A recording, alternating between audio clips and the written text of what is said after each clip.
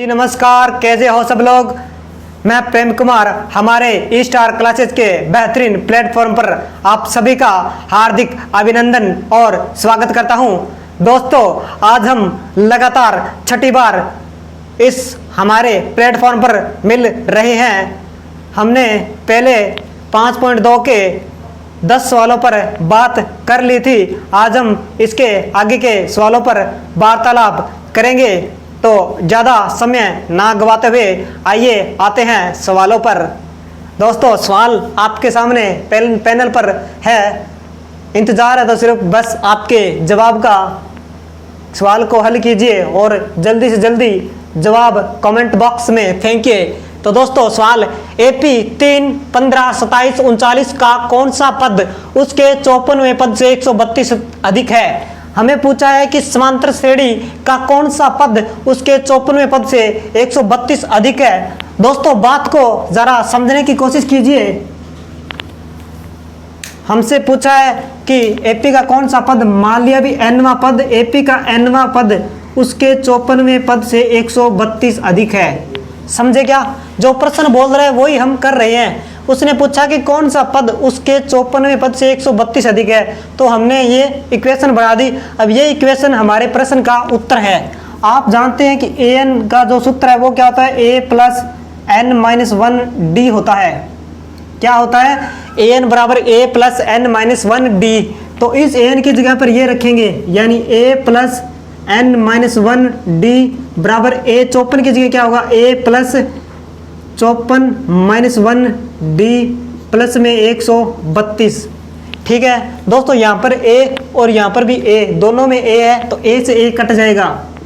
ये क्या हुआ, n-1d बराबर में क्या होगा, 54 में से 1 गया, 53d बराबर क्या होगा, 53d प्लस में 132।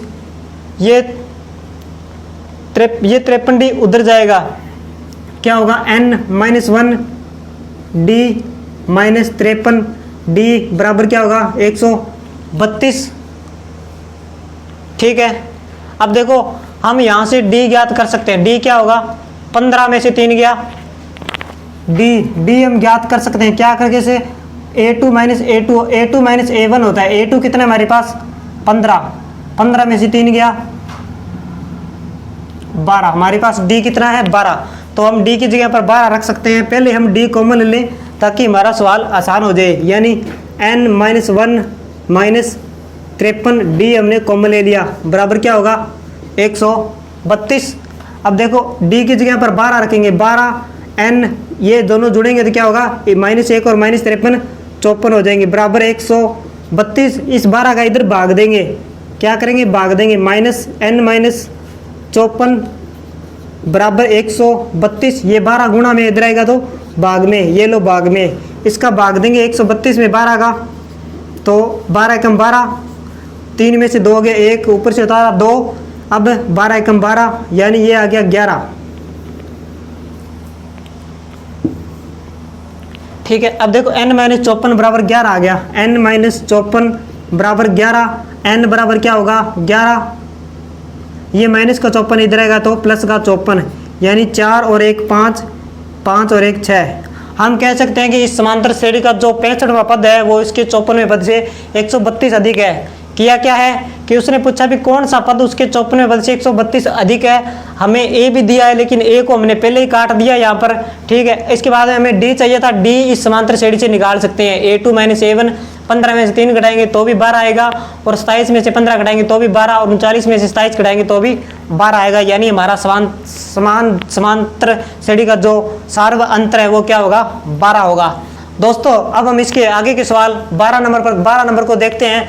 सवाल में पूछा है कि दो समांतर श्रेणियों का सार्व अंतर समान है। क्या है कि दो समांतर श्रेणियों का सार्व अंतर समान है यदि इनके 100वें पदों का अंतर 100 है। क्या? यदि इनके 100वें पदों का अंतर 100 है तो इनके 1000वें पदों का अंतर ज्ञात करो।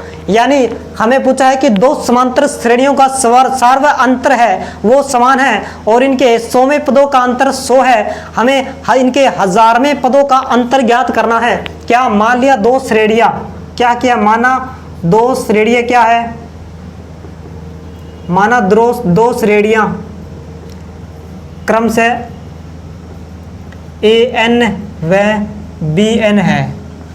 ठीक है, इन दोनों का अंतर 100 दिया हुआ है, यानी A N minus B N ये हमें 100 दिया हुआ है। ठीक है, और इनका जो डी है वो समान दिया हुआ है। डी क्या है? समान है। डी हमें समान दिया हुआ है, तो हम ये लिखेंगे इसका प्रथम पद ए हो गया, प्लस में एन माइनस 1 डी, इसका ये होगा माइनस में इसका प्रथम पद बी मान लिया, प्लस में एन माइनस 1 डी।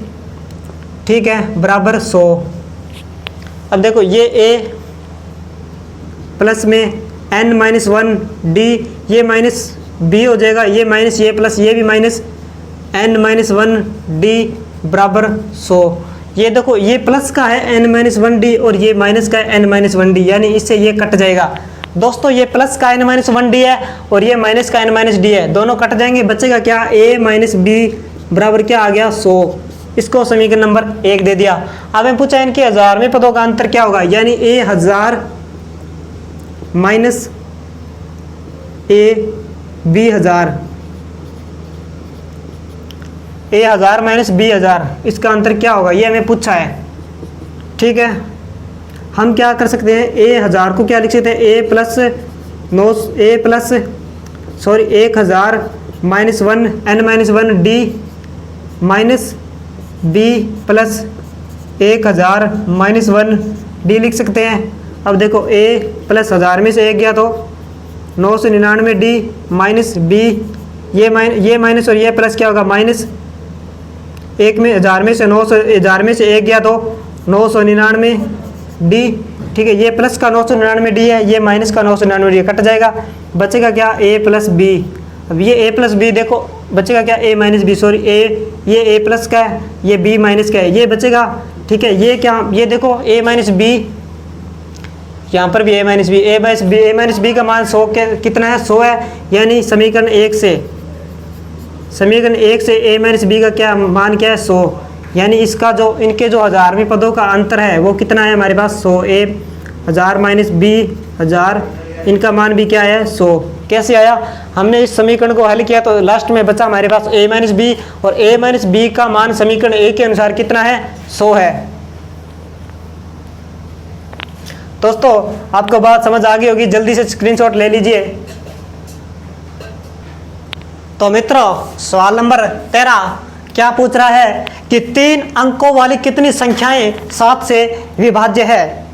क्या कि 3 अंकों वाली कितनी संख्याएं 7 से विभाज्य है? 3 अंकों की, सबसे पहले आपको इस बात का पता होना चाहिए कि 3 अंकों वाली संख्याओं की शुरुआत कहाँ से होती है और इनका अंत कहाँ से होता है। यानी 3 अंकों की संख्याओं की शुरुआत कहाँ से होती है? 100 से, और ये कहाँ तक चलती है? 999 तक चलती है। अगर इससे पहली संख्या 99 होगी जो क्या होगी? 2 अंकों की संख्या होगी, और इससे आगे की संख्या होगी वो क्या होगी? 1000 जो कि 4 अंकों की संख्या होगी। हमें 3 अंकों की संख्याएं वो ऐसी चाहिए जो जिनमें 7 का पूरा भाग जाता हो। 100 में 7 का भाग जाता नहीं, तो इससे जस्ट आगे ऐसी कौन सी संख्या है जिसमें 100 का पूरा भाग जाए?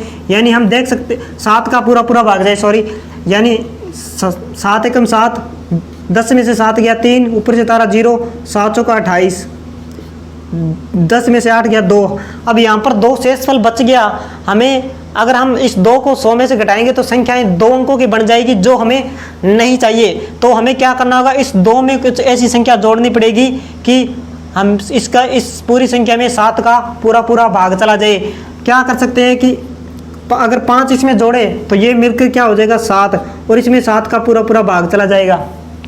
ठीक है, तो हम क्या करें? इसमें 5 जोड़ दें, यानी इसको क्या कर दे? 105। हम कह सकते हैं कि हमारे पास जो पहली संख्या होगी वो क्या होगी? 105 होगी। अब 7 की गुणज से आगे वाली 7 की गुणज क्या होगी? 112। इससे आगे वाली निकाले तो क्या होगी? 119। और अंत में लास्ट 999 से जस्ट पहली संख्या या कौन सी होगी? 999 तो है नहीं जिसमें 7 का पूरा भाग जाए। तो इससे पहले जस्ट पहले कौन सी संख्या होगी जिसमें 7 का पूरा भाग जाइए? आइए देख लेते हैं। देखने का यही तरीका है। 999 में 7 का भाग दे दीजिए। 7 एकम 7, 9 में से 7 गया 2, ऊपर से तारा 9, 7 चौका 28, 9 में से 8 गया 1, ऊपर से तारा 9, 7 दूनी 14, ऊपर से 9 में से 4 गया 5।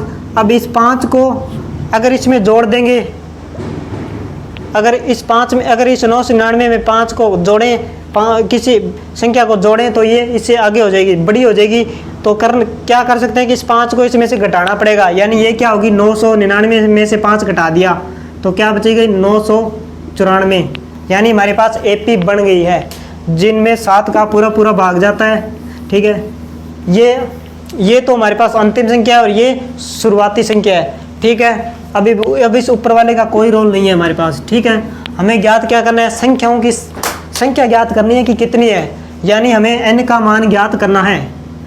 सबसे पहले हमें a क्या दिया है, a क्या मिला है 105, b क्या होगा 112 माइनस 105 यानी क्या होगा 7, और अब हमें जो लास्ट में दिया है वो क्या है, ये क्या है an 994, an क्या है 994। अब करना क्या है, an बराबर होता है a प्लस n-1 d। ठीक है, ज्ञात क्या an ज्ञात, a का मान क्या है हमारे पास 105, प्लस में n में ध्यान नहीं, d कितना है हमारे पास, d है 7, और an का मान हमें दिया है 994। ये 105 प्लस क्या इधर आएगा तो माइनस का, यानी n-1 गुणा 7 बराबर 994।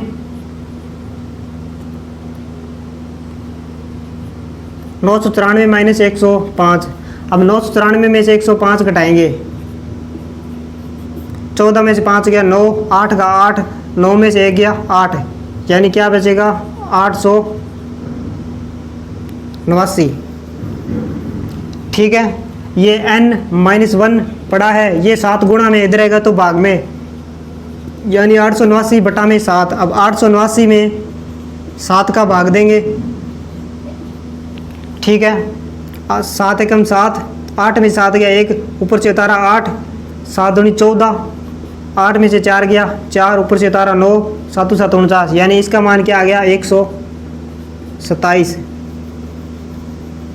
ठीक है, अब हमें n का मान चाहिए, तो ये -1 है, इधर आएगा तो प्लस का 1, यानी 127 प्लस 1, n का मान क्या हो जाएगा 128। यानी इसका इस 3 अंकों वाली 128 संख्याएं हैं जिनमें 7 का पूरा पूरा भाग जाता है। ठीक है, उम्मीद करता हूँ बात आपको समझ में आ गई होगी। अब इसका अगला प्रश्न 14 नंबर क्या पूछा है कि 10 और 250 के बीच 4 के कितने गुणज है।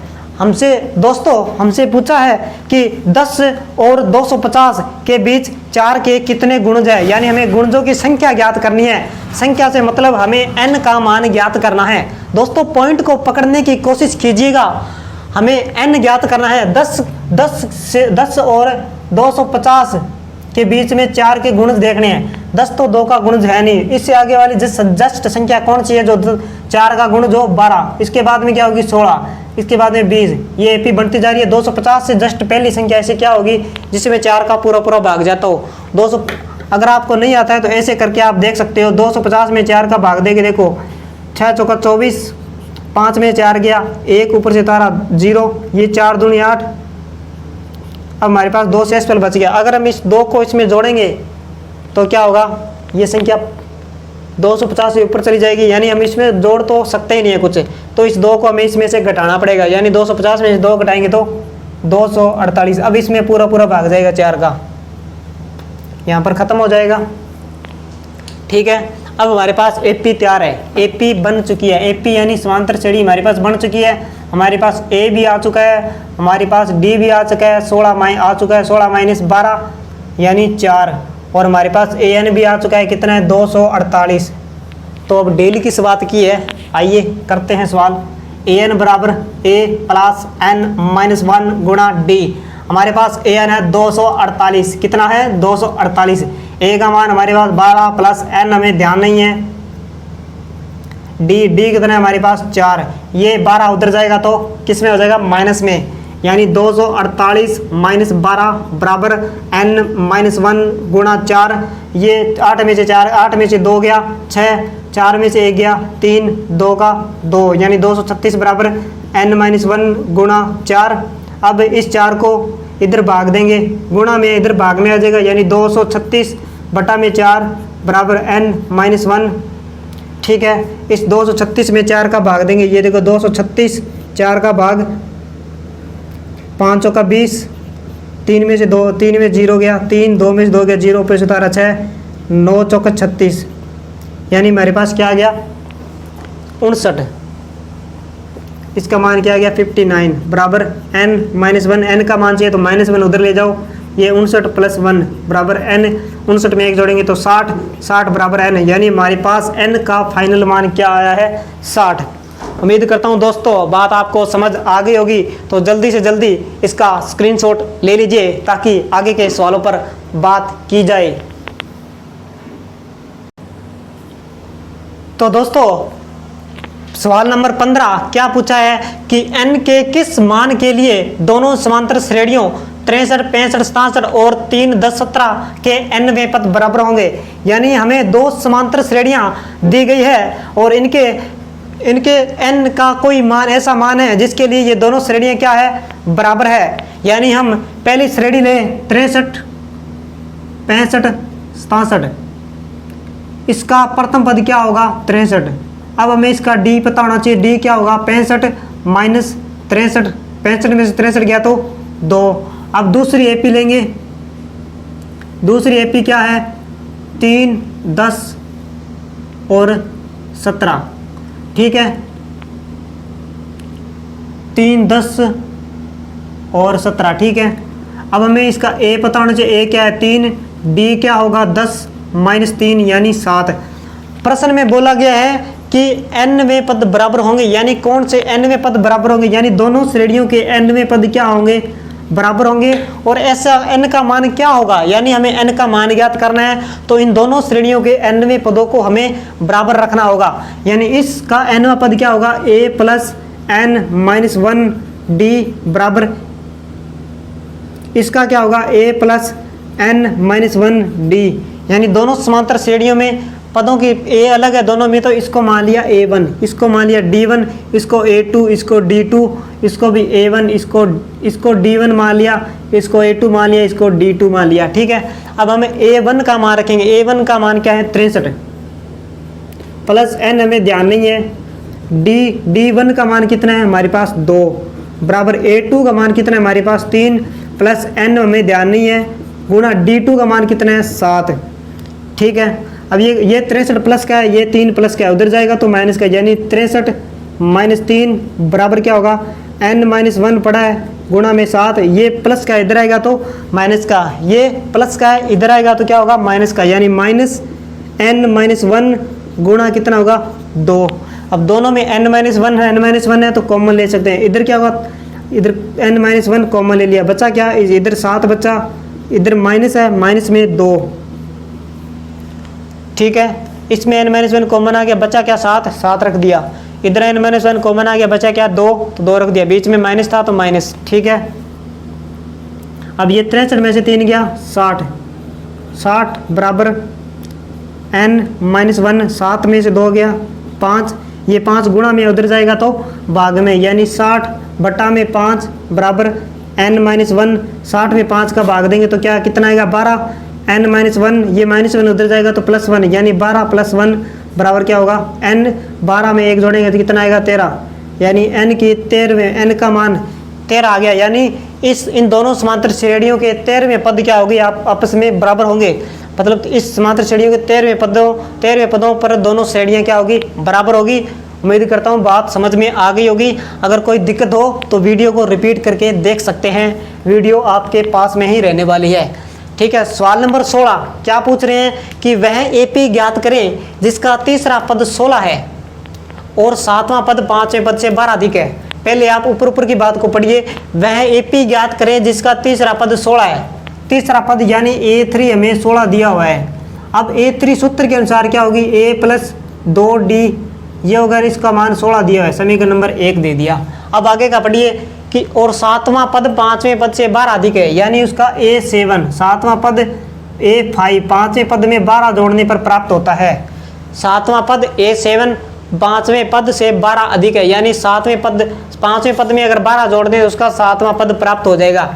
अब इसी में a7 क्या होगा a + 6d और a5 क्या होगा a + 4d प्लस में 12 होगा, यहाँ से a से a कटेगा, 6d बराबर क्या होगा 4d + 12, ये 4d उधर जाएगा तो माइनस का हो जाएगा, यानी 6d -4D बराबर 12, 6 में से 4 गया 2D बराबर 12, D का मान क्या होगा 12 बटा में 2, 12 में 2 का भाग देंगे 6, यानी D का मान हमारे पास क्या आ गया 6।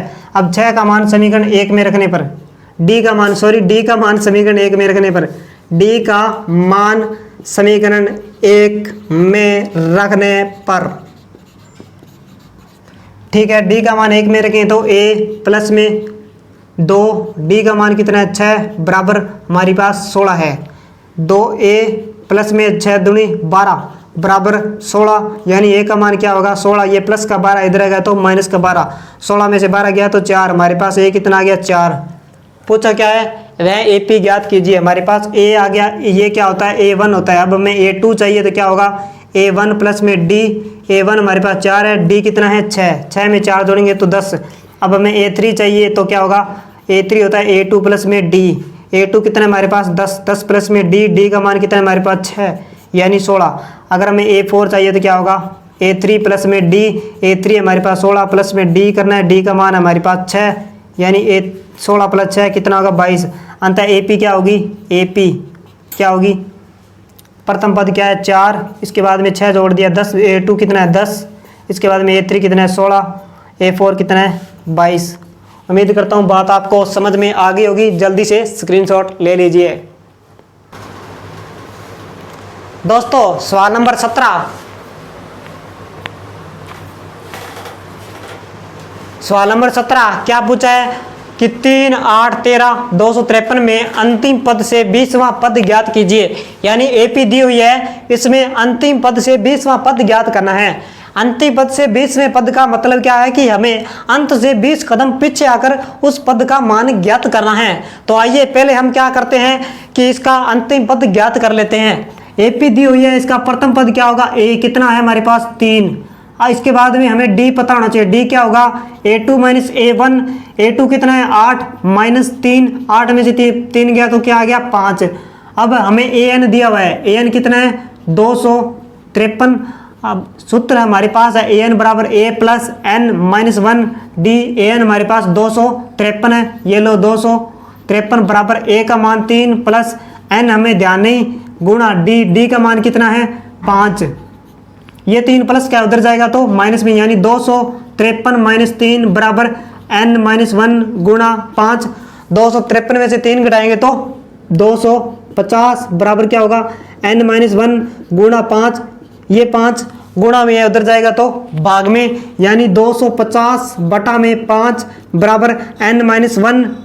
ये 250 में 5 का भाग देंगे तो 5 5 देखो काटने की भी कोशिश किया करो, 5 एकम 5, 5 5 25, मतलब 5 का 5 है कि ये 0 बच गया तो 0 आ गया, ये 50 आ गया N माइनस 1।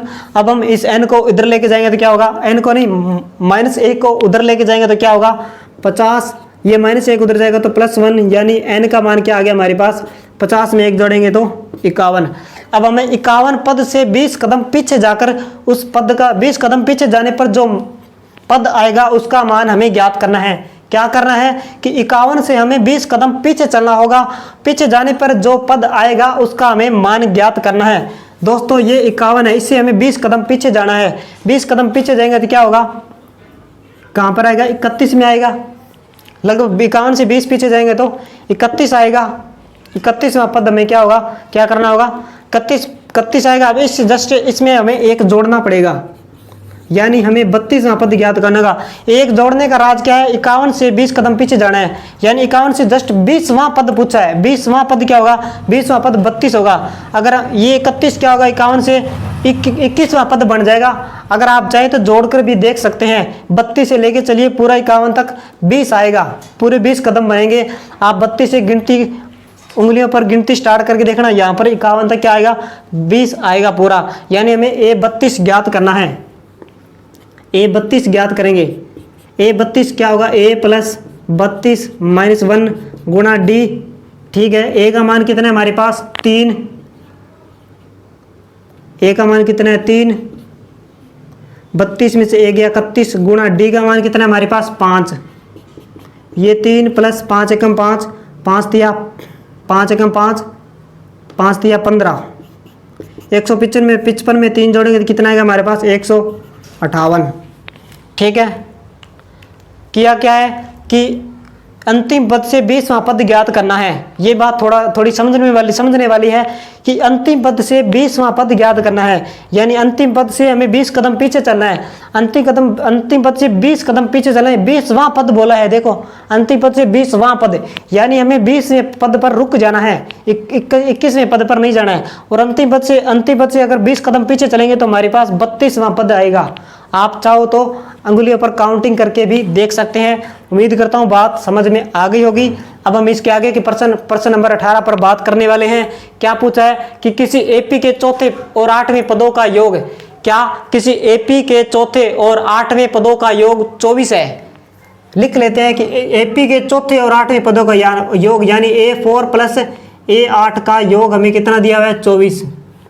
क्या कर सकते हैं, A प्लस 4 में n-1 यानी 4 - 1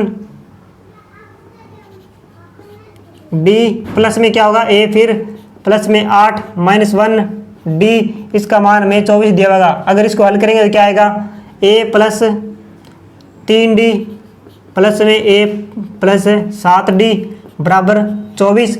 A और A मिलकर क्या होगा 2A प्लस में 3 और 7 मिलकर क्या होगा 10d बराबर क्या होगा 24। इसमें 2, इसमें 10, इसमें 24, तो इस 24 को उधर लेके जाएं तो यानी 2A प्लस में 10d माइनस 24 बराबर 0।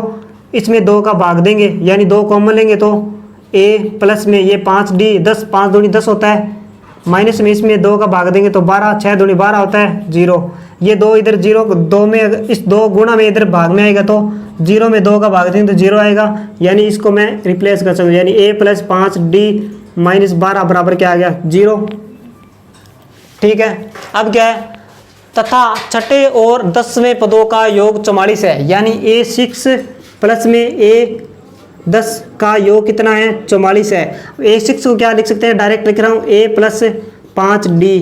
A10 को क्या लिख सकता हूँ A प्लस 9d बराबर क्या है 44 है। अब ये A और ये मिलकर 2A प्लस में 5d और 9d, 9 और 5 14d हो गया, 14d बराबर क्या होगा 44।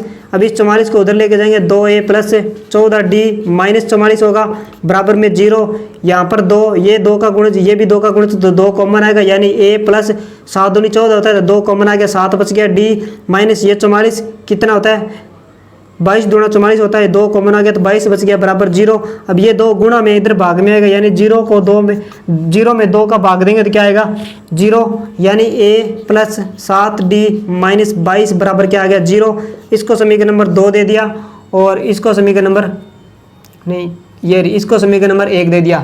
समीकरण 1 में 2 को जोड़ने पर, क्या करने पर, समीकरण 1 प्लस 2 करने पर समीकरण 1 और 2 को जोड़ेंगे। क्या, कैसे जोड़ेंगे, A प्लस 5d बराबर क्या होगा A प्लस 5d माइनस 12 बराबर 0। समीकरण 2 क्या है, A प्लस 7d माइनस 22 बराबर 0। ये माइनस, ये प्लस का ये माइनस का हो जाएगा, ये प्लस का 7 है तो ये क्या होगा माइनस का 7, ये माइनस का 22 है, प्लस का 22 हो जाएगा।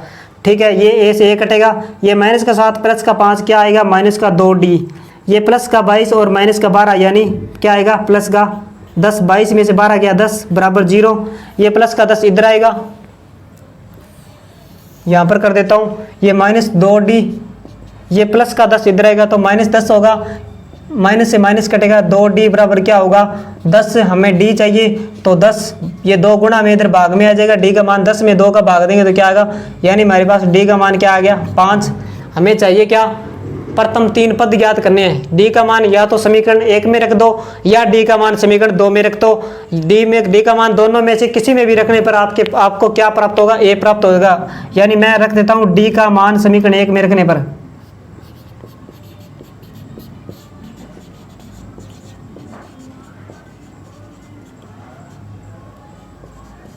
d का मान मैं समीकरण 1 में रख रहा हूं।